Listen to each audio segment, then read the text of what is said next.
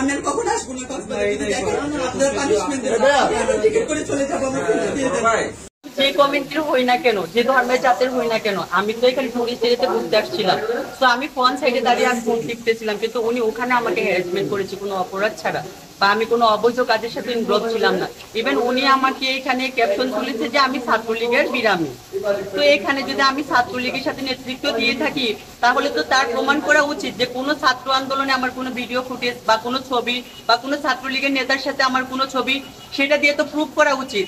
এবং সে যদি আমাকে আরেকটা বিষয় তুলেছে দেহ ব্যবসায়ী, দেহ ব্যবসায়ী হতাম কখন? যদি আমাকে কোনো যৌনপল্লীতে, কোনো পতিতালয়ে, কোনো আবাসিক হোটেল থেকে সে পাইতো, বা কোনো ছেলের সাথে অবৈধ কাজে জড়িত পেতো, বা কোনো ছেলের সাথে টুরিস্ট এরিয়াতে ইনভলভ পাইতো, সে আমাকে হ্যারাসমেন্ট করতে পারতো। আমি একা আমার ফ্রেন্ড দাঁড়িয়ে আড্ডা দিচ্ছিলাম বিচে।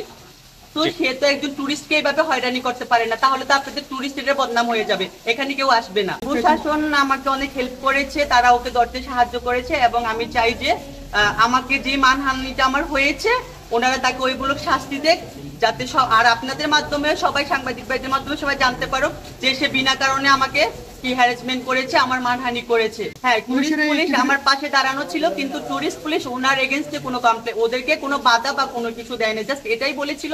আমি বলেছিলাম আমার ফোনে অনেক ডকুমেন্ট আছে, আমার ফোনটা ফেরত দেন, আমি কালকেই চলে যাব এখান থেকে, আমি ঘুরতে এসেছি, কোনো খারাপ কাজে আসিনি, এখন আমি টিকিট করে চলে যাব, আপনারা আমার ফোনটা দেন। তখন টুরিস্ট পুলিশ বলেছিল যেহেতু উনি এমন করে রিকোয়েস্ট করতেছে, ওনার ফোনটা দিয়ে দেন, তখন আমার ফোনটা দিয়ে দিয়েছিল।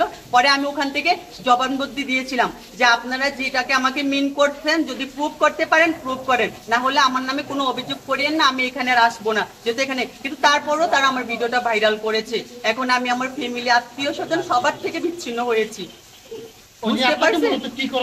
মূলত আমি দাঁড়িয়ে বিছে ফোন সাইডে দাঁড়িয়ে ফোন টিপতেছিলাম, সে এসে আমার ফোনটা টেনে নিল। আমি বললাম আপনি আমার ফোন কেন নিয়েছেন? সে আমাকে একটা বাড়ি কর্মী, হ্যাঁ তোমাকে ছাত্র আন্দোলনে দেখা গিয়েছে, তো এখন সে যেহেতু আমাকে ছাত্রলীগের অভিযোগ দিয়েছে, ওরকম একটা প্রুফ তো লাগবে, কোনো ছাত্রলীগের নেতার সাথে ছবি বা কোনো ছাত্র আন্দোলনে আমার কোনো ভিডিও বা আমি ছাত্র আন্দোলনে গিয়েছিলাম, এরকম কোনো প্রুফ তো দিতে হবে।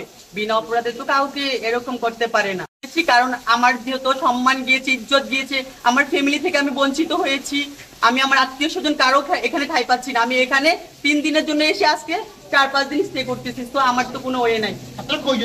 এখন সে কিন্তু আমাকে খারাপ জগতে খারাপ বানানোর মূল কারিগর কিন্তু সে, বুঝতে পারছেন? আর আরেকটা বিষয় হচ্ছে এটা টুরিস্ট এরিয়া, এখানে টুরিস্ট পুলিশ প্রেজেন্ট থাকা অবস্থায় সে যেই হোক না কেন, সে কেন টুরিস্ট এরিয়াতে অভিযান চালাবে?